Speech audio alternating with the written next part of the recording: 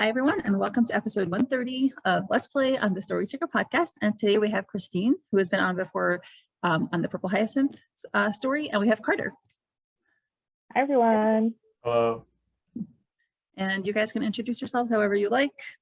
You know, tell us, say a sentence or two about yourselves. Carter, you go first. Okay, I'm Carter. I'm 17, and I've been reading Let's Play for a couple years. Cool.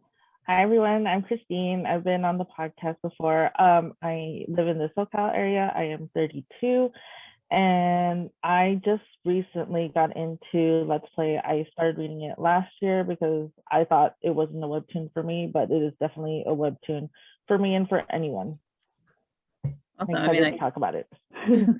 Yeah, given its numbers, it seems to be a webtoon for everyone. All right, so this chapter is a Marshall focus chapter, and we have a little recap in the beginning that reminds us of what happened before, where we have Monica telling Marshall that they need to split for a while because they need to get to know who they are. She says, I want a chance to know Benjamin, I want to know the real you, without the need to be Marshall all the time. And their faces are both in that half mask, half real. And, you know, we know that Marshall has this, you know, this past as Benji. We don't know so much about it yet, but the persona that he presents to everybody is the Marshall, and he always struggles with putting on the cheery YouTuber persona when really he's struggling with depression. And Monica, I'm kind of curious about her development because she is a person who loves, you know, makeup, and that's her like vlog thing. And I'm wondering, like, what is it that she feels she needs to discover about herself? Because it seems to me that she knows who she is. So what do you guys think? I feel like she needs to get more comfortable, like, with how she looks, how she appears, like, to Marshall in this beginning scene. Mm-hmm. Just like her natural self and not like the glam kitten that she is. Yeah, I think it was already like hinted at earlier that she struggles with the same thing as Marshall, where she's like not okay with other people seeing the real her as opposed to her YouTuber personality. Mm-hmm. Interesting, because I know to me the persona she presents is very confident, and I know like it's the theme of a bunch of other webtoons where, you know, like True Beauty ostensibly, or Makeup Remover, which I actually haven't read, but I'm kind of assuming based on the title, where the theme of those webtoons is, you know, being confident in yourself without a bunch of, you know, gunk on your face. So I'm wondering if that's where this one is heading, if that's like Monica's character arc, or because she seems to be like a person who is confident with or without makeup.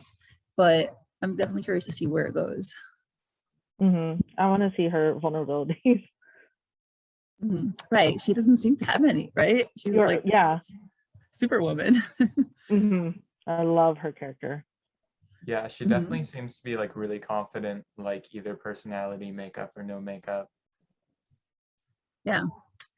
So yeah, so we'll see. I mean, she understands and recognizes that Marshall isn't comfortable with, maybe he feels that he has to live up to her glamorous self.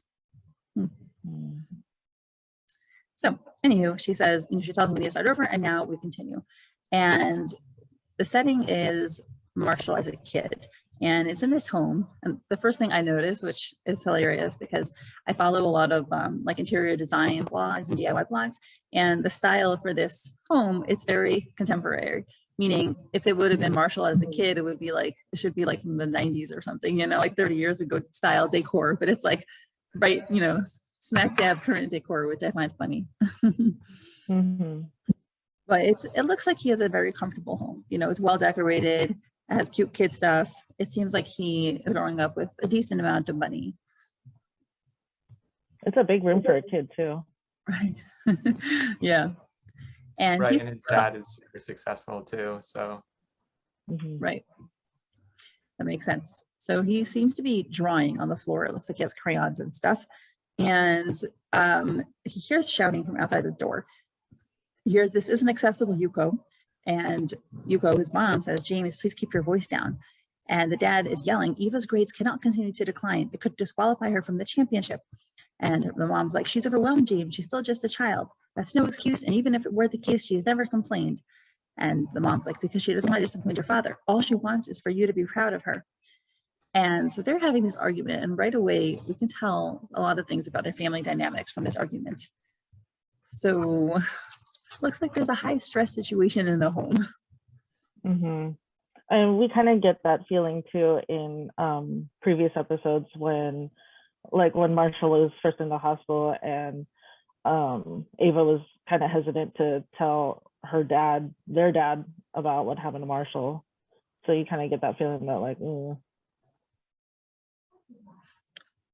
Yeah, and we've always seen, well, I guess we'll discuss it a bit when we see Eva now, because now we see Eva, meanwhile, she's in her room and it looks like she can overhear the conversation, but she has had these headphones over her ears and she's pressing them tightly. And then we see Marshall peering in, and the mom is still continuing. She's your own daughter. She's never good enough for you. And Eva is crying. And we've always seen Eva as like a very strong personality, dominant, kind of a little bitchy, if you excuse my language. And we've seen her in context of Marshall and Charles. So to get that background and to understand where she came from and why she is the way she is very helpful to understanding her. Mm-hmm.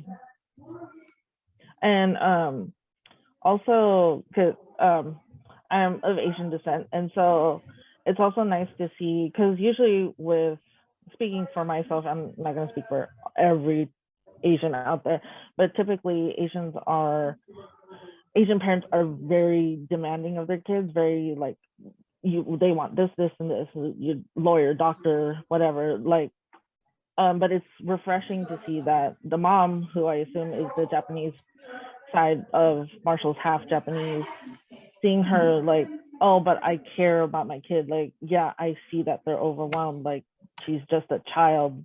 It's refreshing to see that as an Asian American. Yeah, that's true. Yeah, I think the point of this chapter is to show like how having a super high pressure childhood where you have to be perfect grades, perfect sports achievements has an effect, and had a different effect on Marshall and his sister, now that they're in their 20s, because like Eva sort of like just tried to please her father her whole life and then ended up going down the path that he wanted for her, and like now she's a lawyer, versus Marshall sort of like rebelled and like became a YouTuber instead, and like didn't do what his father wanted because he like resented his father for not only the pressure that his father put on him, but also like the stress and fights that he got into with his wife. Mm-hmm. Yeah, that's a really good point.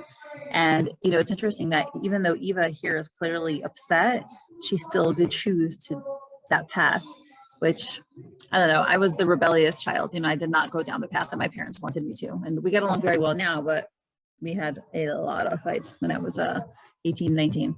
And yeah, I mean, I can't imagine doing something that my parents wanted me to do, if I didn't want to do it. Yeah, it shows how different your life can turn out, whether you like choose to rebel against what your parents want or just conform to it. Yeah, and I'm curious if we'll get more of that understanding and why she chose that, because I'm assuming she finds some personal. You want me to put the lights down or keep it up like this? If you can keep it up, that would be great. Okay. Thank you. Sorry. So I'm curious to see if she finds any fulfillment in being a lawyer, or if it's something, because it may be possible that even though it was something she did because of her parents, it could be she still does enjoy it. So I'm curious to see if we'll get to know more of her character and what motivated her and what her thoughts are on her life right now. I hope we get more of her too. Mm-hmm. Yeah, I think we'll see that she does enjoy her job, even if it was forced on her. Yeah, she doesn't seem to be miserable. I mean, in a sense, she's very tough, but she doesn't strike me as miserable. Could be about that too. Mm-hmm. So now, we see the door opening, and the dad, we see him from the back, right? Which to see someone from the back first is, giving him more of like a stranger aura, not, it's not familiar yet. And he says, "Ben, what are you doing still awake? You had better be in bed." And he's, cowering behind the door. before I lose my patience. And then the way that he's framed in that door frame is super ominous. I mean, it looks like his eyes are glowing. There's the light from behind him. He's completely cast in shadow. So it's very clearly intended. He is a scary figure to Marshall. Yeah, that frame right there is what made me think that there might have been some abuse going on. Because the before I think losing my patience is referencing like abuse. Maybe. That's what I got. Could be, or, you know, I don't know. I'm the mom. I definitely lose my patience with my kids. So, you know, but they usually just get yelled at. So, or like, you know, their toys get taken away, or they don't get chocolate the next day or something like that. So to me, it could go either way, right? He could just be like normal style parenting, but yeah, there definitely is room for that as well. I could definitely be wrong. I just felt like from that line, I was like, okay, there might be more to it. He's definitely scared of his dad, which, you know, it seems like too much scared. Like everyone, you know, every kid, like if their parents like go to bed, you know, they're scared to some level, but like he seems to be a little more scared than he should be. Yeah, and we do know he actually ducks behind the corner. Right. And if I recall correctly, his parents are split up now, right? I don't remember anymore. I don't remember.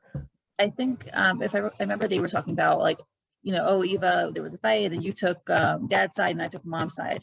So I kind of gathered from that. I want to reread it again. I reread everything before, like in the last like 2 weeks, but I want to reread it.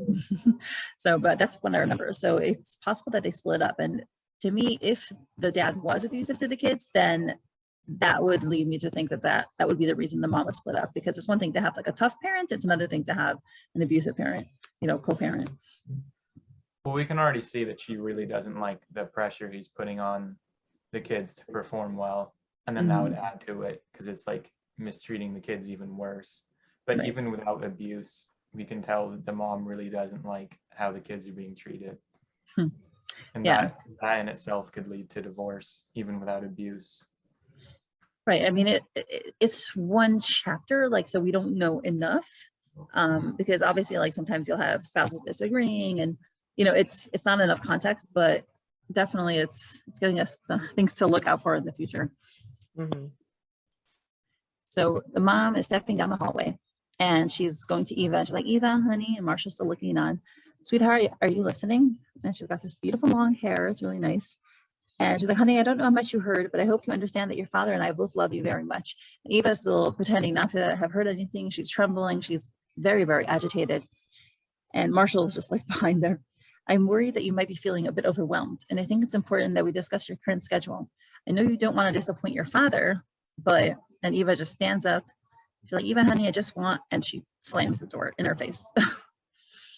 So Eva is kind of also a little, she seems to be avoidant and unable to express her feelings. Yeah, I think in that situation, she's taking the anger out on her mom, even though all her mom is doing is trying to help her.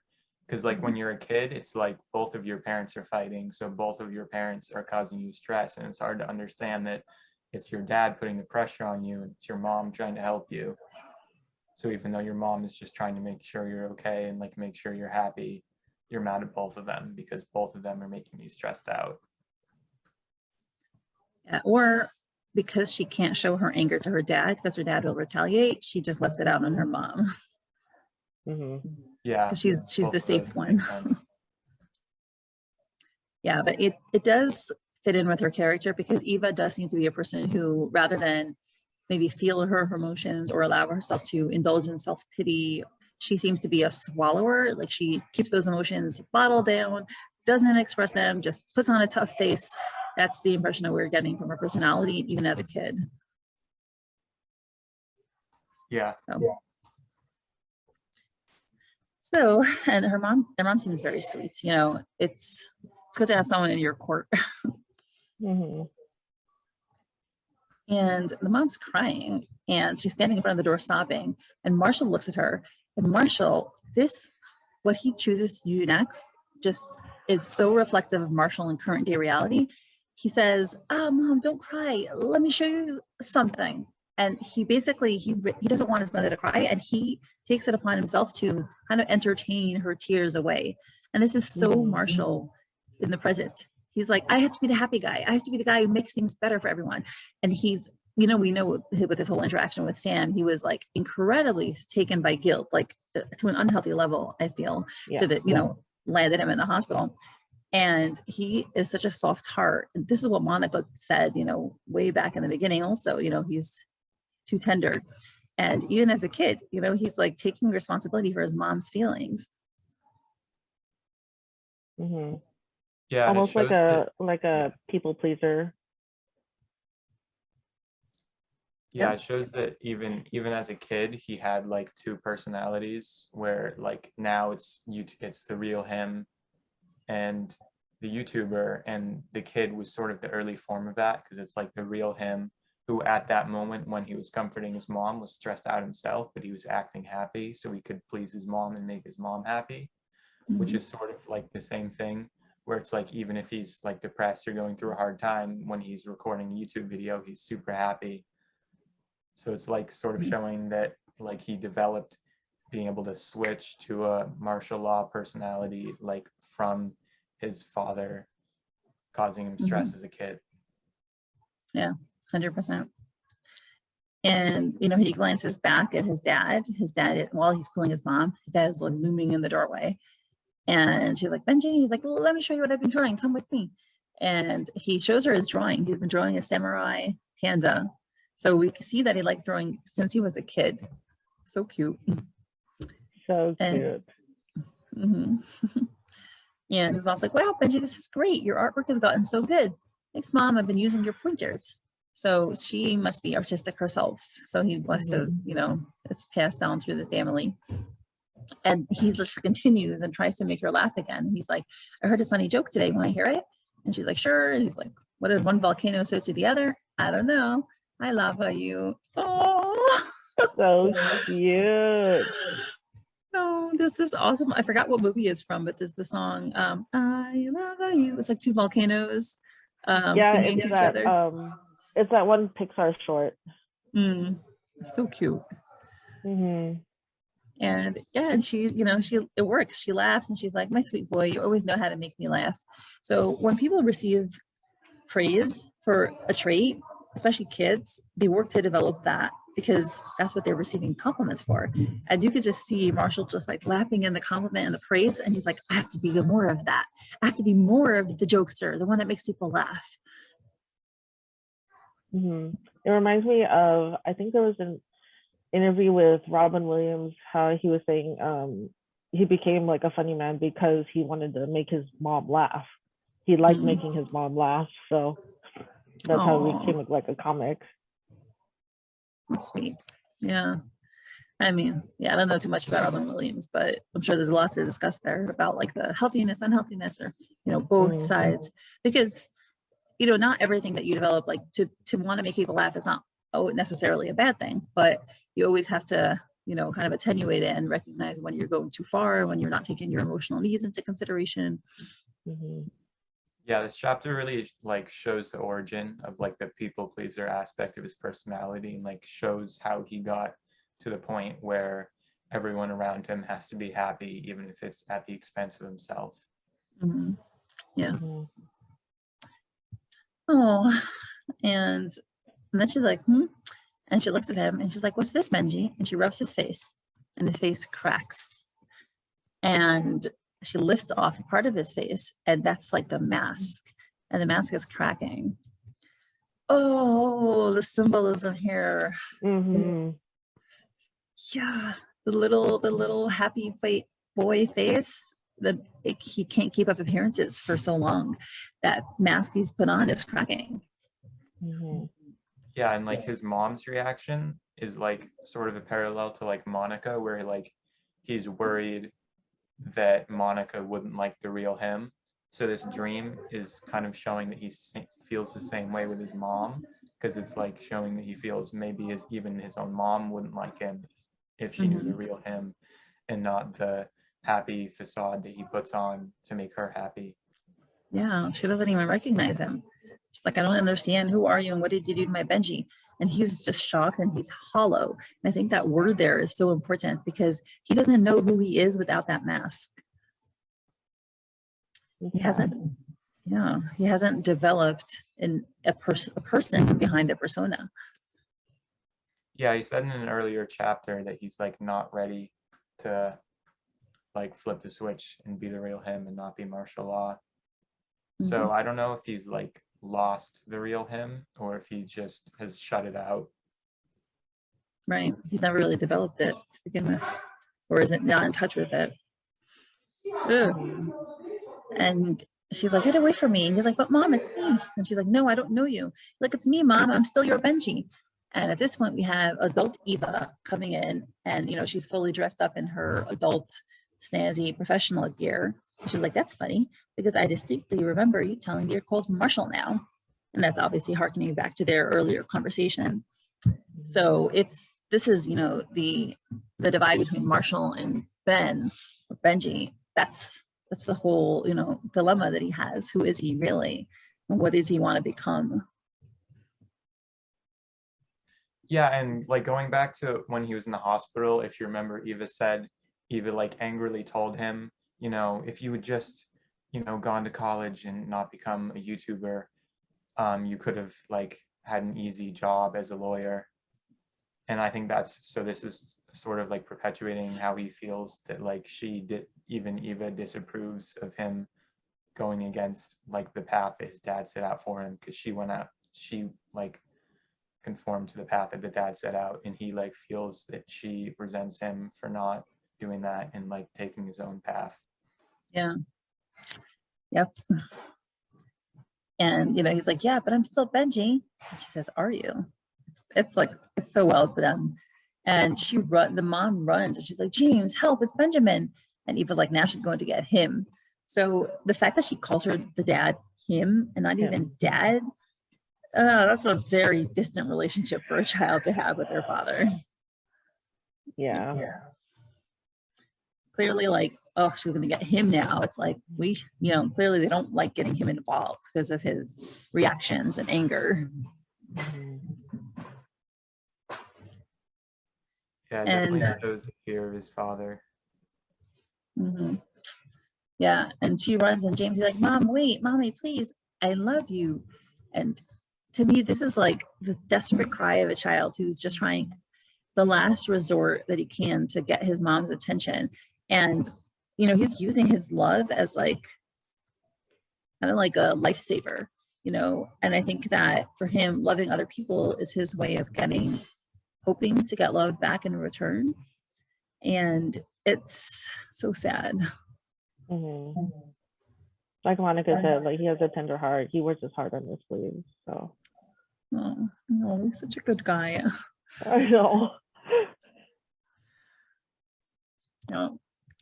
And now we have, who are you? And Marshall freezes, and he's still, half hollowed out.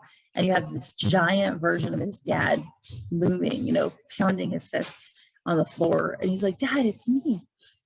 And he's like, I'm still your son, Benjamin. And he's cracking even further because of the pressure of his dad. He cannot handle that. And the dad, we don't even see his face. His eyes are just glowing behind glasses. So again, super intimidating, very alienating, very distancing. And he's like, I have no son. Oh. Oof. Yeah, it hurts. And even though this is like a childhood flashback, it like reflects his like feelings now that like even now that he's grown up, his dad still doesn't see him as a worthy son. Yeah, we don't know.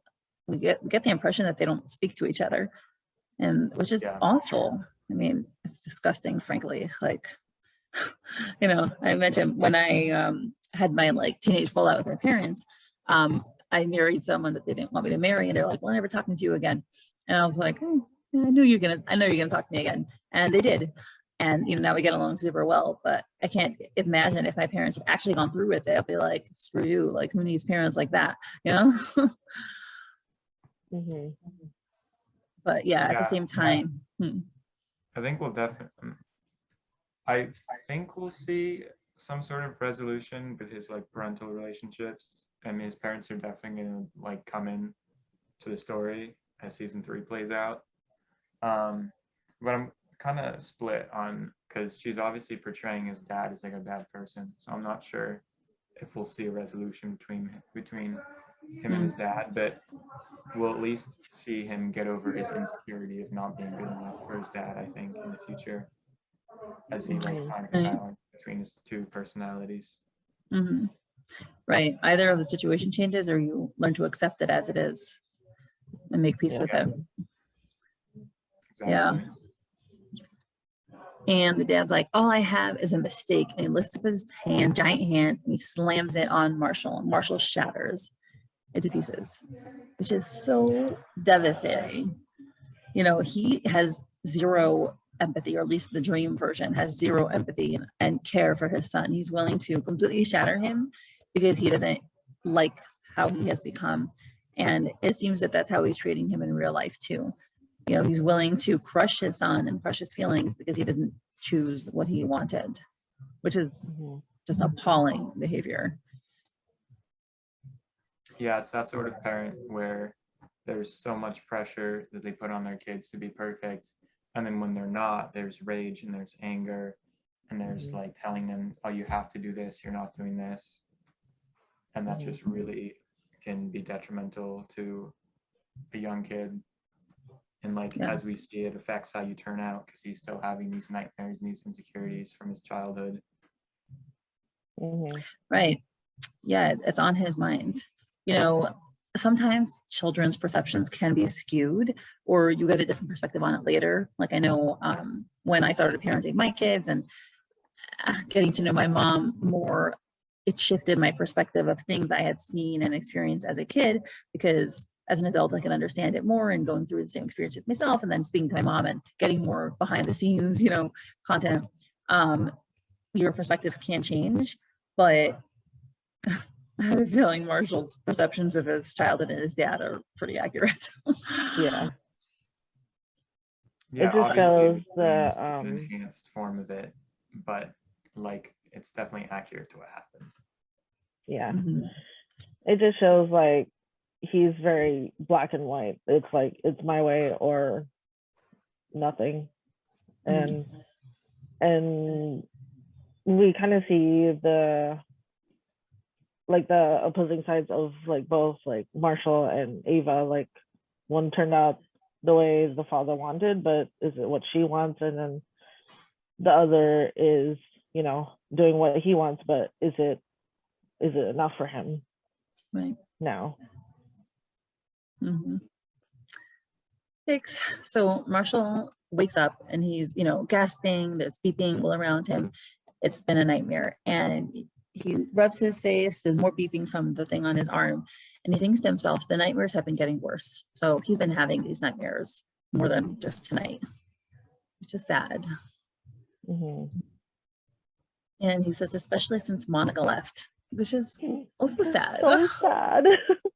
I love them together. Yeah. Are you guys hoping that they'll get together again? Yes. Okay. Honestly, no, actually, I really like Monica, but Marshall and Sam's got to happen. Okay, so you know, so let's save that for our bonus question. I forgot to ask you guys before, but I usually try to do like a bonus question at the end for Patreon. So if you want to save that, we can discuss that for our bonus question at the end. We're almost done anyway, so okay. But that would be a fun discussion. And you see he's touching his face, which is where he was, you know, hollowed out in the dream. So it's like, oh, it was very realistic for him. And he immediately grabs his phone and he calls mom. And he's like, Mom, I'm sorry. I know it's late there. So wherever she is, it's later. No, everything is okay.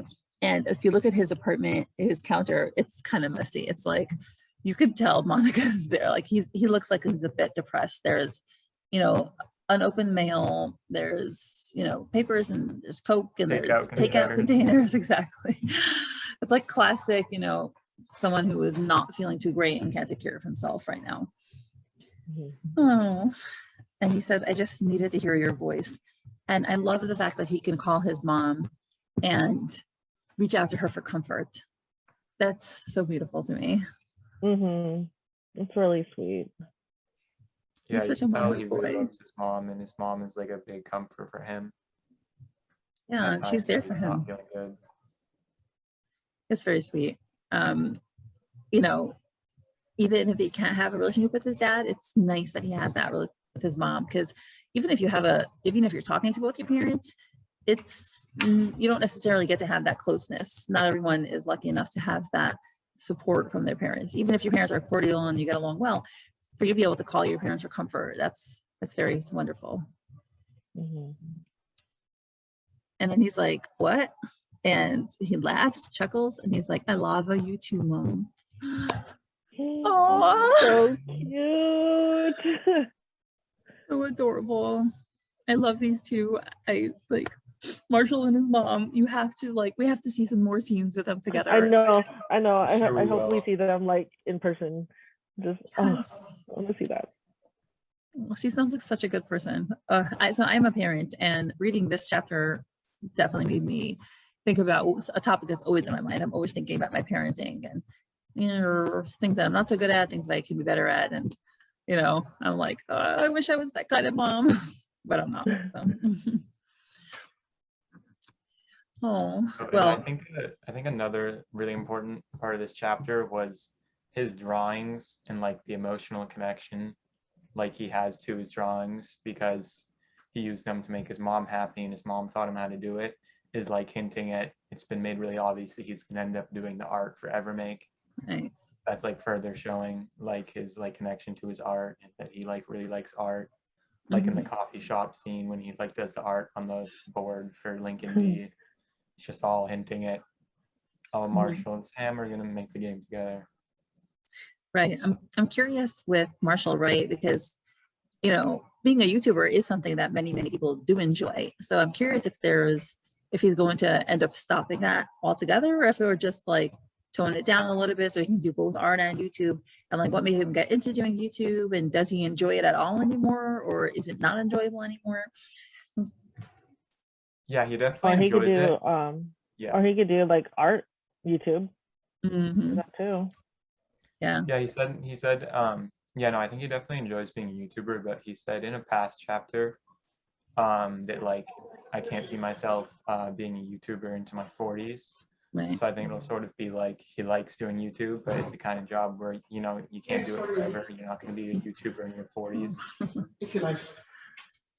Sorry, go ahead. Oh, wait, where was I when it stopped recording?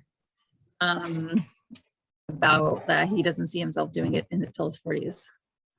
Oh yeah, so he doesn't, yeah, I think he enjoys it, but he doesn't see himself doing it into your 40s, because that's kind of ridiculous being a YouTuber in your 40s.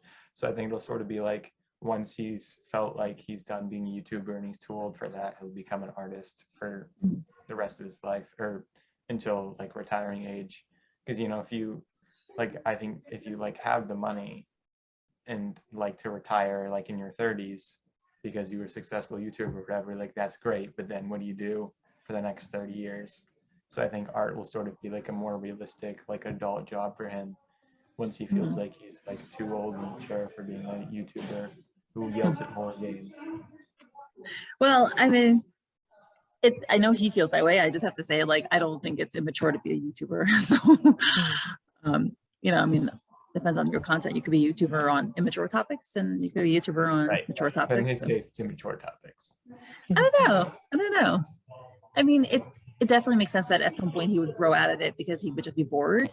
But I mean, it's a hobby for other people. For him, it's a full-time job. Yeah. So like for other people, okay, it's a hobby. They tune in, you know, a couple hours a day or whatever to relax. But I can get that, you know, if you're doing it full time, it probably can get unfulfilling after a while.